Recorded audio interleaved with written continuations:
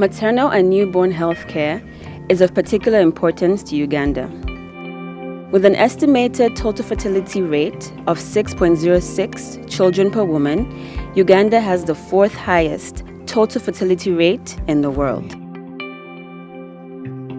Despite the various policy calls to action and international networking amongst development agencies, maternal and newborn indicators have barely changed over the past decade.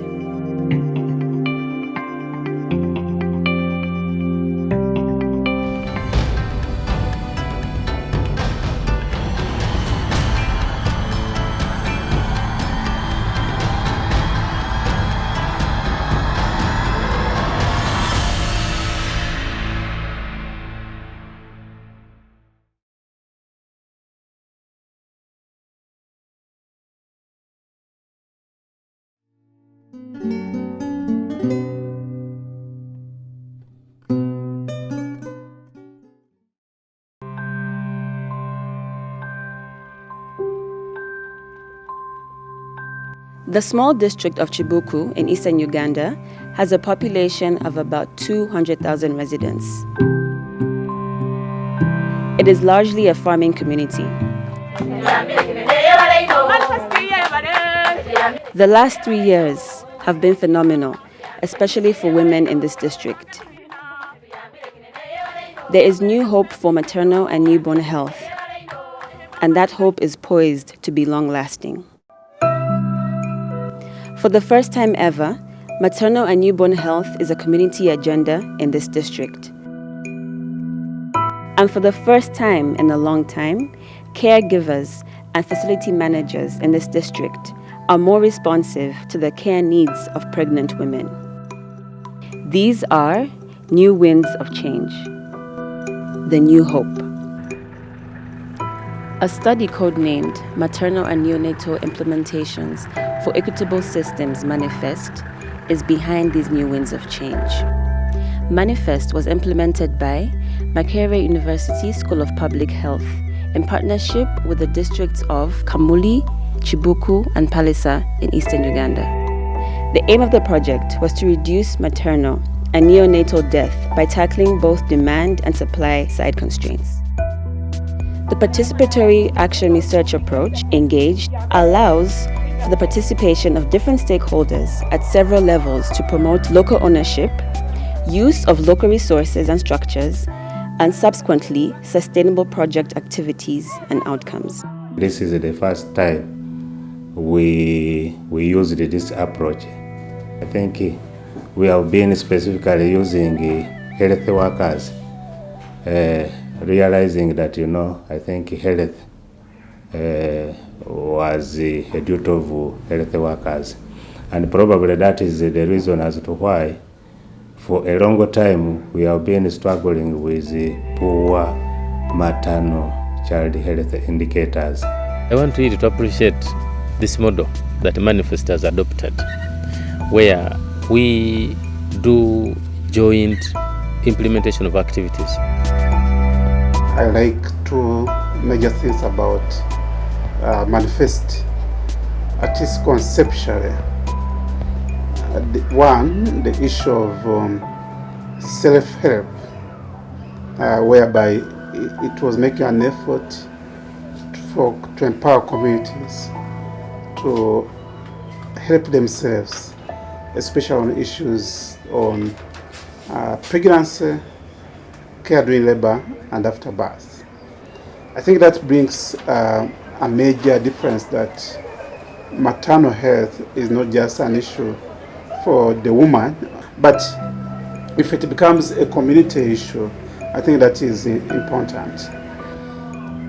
The second component that I liked is actually the issue around building capacity of district managers. And that is the most critical difference that Manifest brings to this field of knowledge.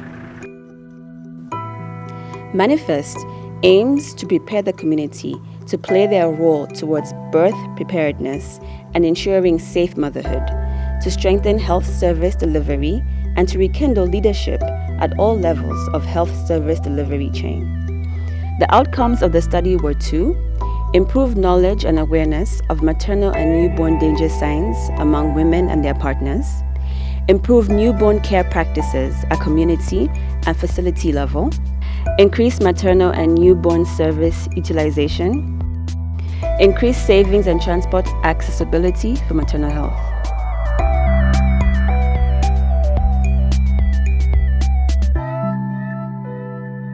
The supremacy of preparing the community to play their part towards birth preparedness and realizing safe motherhood cannot be overemphasized. The village health teams, otherwise called the VHT strategy, was adopted and implemented. So these VHTs helped in creating that awareness on what the danger signs are. And when the mothers get to know these danger signs, then they are able to seek for care early and before the complications set in. VHTs support communities to plan their births better. They offer critical information and encouragement through home visits. Community members were mobilized and sensitized through education talks in the villages by way of community dialogues, radio talk shows, and spot messages. The VHTs mobilized communities to come together and discuss maternal and newborn health issues.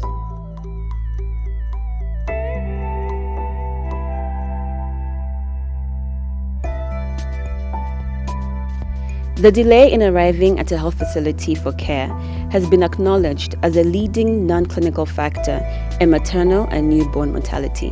One of the causes of the high maternal mortality that we have in this country is as a result of the delay for the mothers to go to the health facilities. So it's important for the women and men out there to know that that you need to get to the health facility early enough so that if the lower health facility cannot handle your situation, then you are referred just in time. A growing body of evidence suggests that inadequate transport is a significant factor in explaining maternal and newborn deaths. The absence of transport means to transport them to a health facility. The financial and time cost of traveling to health facilities are key statistics to this malady. The strategy for Manifest was to encourage households to save money for birth preparedness that would include increasing access to transport services. We started these interventions to help to improve access to transport for women while they are pregnant and after they have delivered, and also for their babies in case they get any complications, and also to help them have money when they require it. I formed this group before even Manifesto. Then Manifesto came and started training us and advised us chairpersons to come and talk to the groups, talk to the mothers to join a group, and then they start some savings. But saa eno we twafuna endowooza ey'enungi nti osobola ofunayo ebitaano waasuulayo, waafunayo 10 waasuulayo. Twasalawo okwetanira ife abakyala naddala ab'omu bugobi bukosa abasinga tuli mu bibiina ebyo. Kale nze neeyanza aba Manifest abaleeta endowooza eyo nti abakyala baanakazeere batandikenga okwetegekera kuuko mu biseera byaibwe eby'embuto.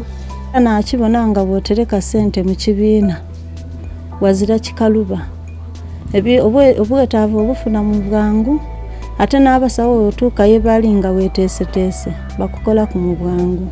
We also worked with the community development officers to strengthen the existing saving groups, because we found that some of these groups did not have a constitution, and they didn't know how to keep their records, they were not registered. So we worked with the community development officers so that they could help strengthen those groups so that when people put their money there, their money is safe. In the villages where my groups are doing well, the home deliveries have reduced, and they've reduced, and even preparation for birth has improved because of the saving groups.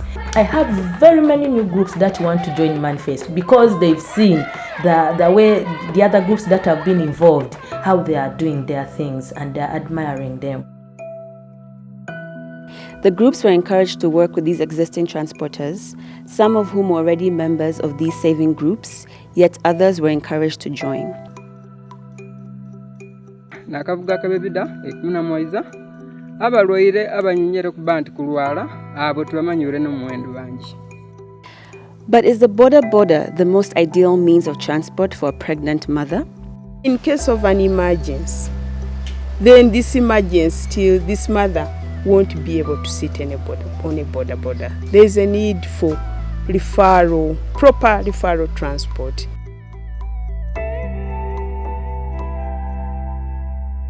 Efforts are in place to mobilize money to improve referral transport by using motorcycle ambulances. For example, this fundraising dinner is one of those efforts. If a mother has an emergency, they should be able to reach the care that they need in the shortest time possible. We hope that if we are able to get at least a motorcycle ambulance per sub-county level, then that would still improve on access to transport these mothers to the health facilities.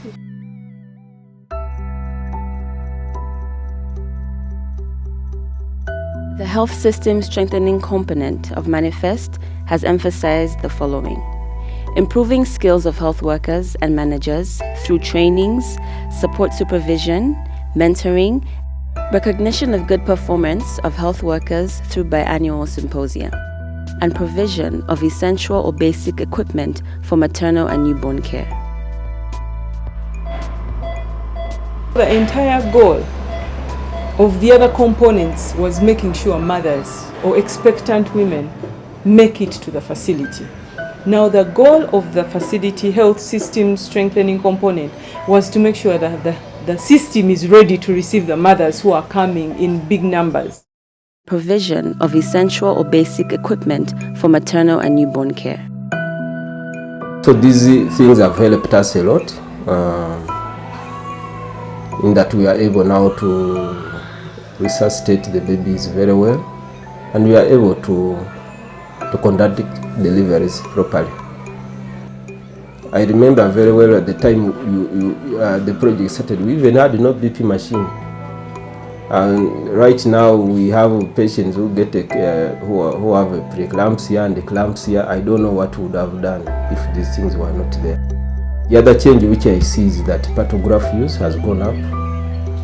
By the time you came, they had nothing, but now we now have pantographs. It was through the initiative of the mentors that we are able to put up pantographs and also encourage the midwives to use. That's also good.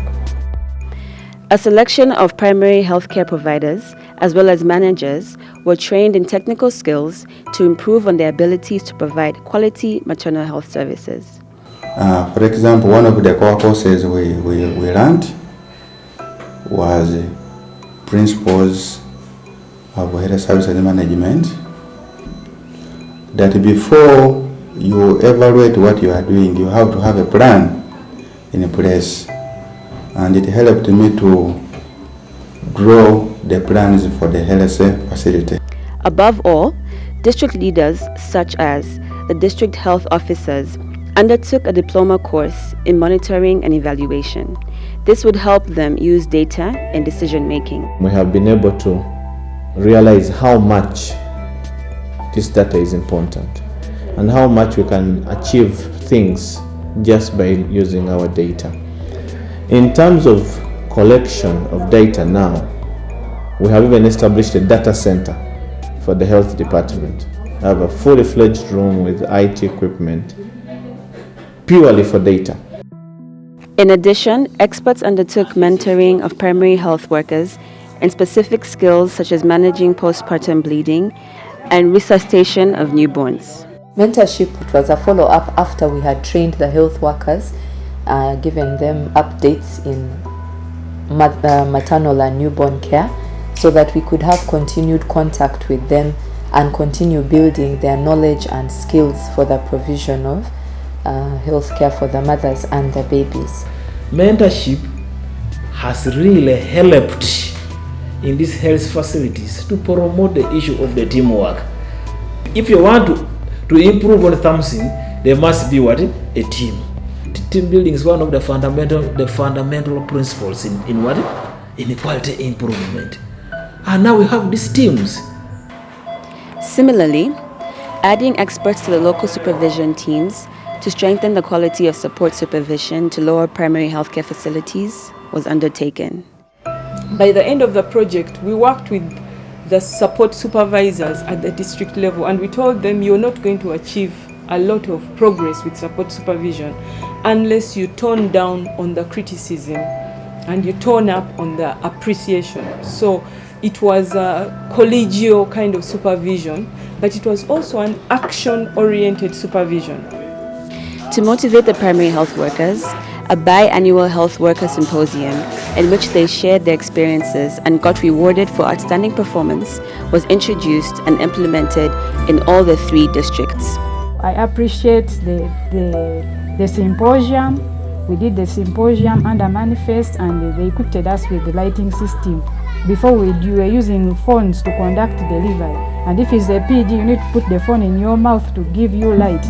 Then candles, which was not all that good, but the lighting system is very perfect for us.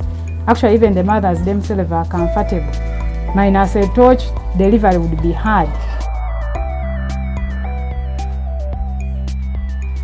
The health worker is in a position of providing compassionate care. That means that their attitude is not something that can be dictated. The fact that they provide compassionate care means that they need to be in a frame of mind that is receptive and compassionate and empathetic. So the system needs to make sure that wherever the health workers are, it doesn't attack them more than it appreciates them.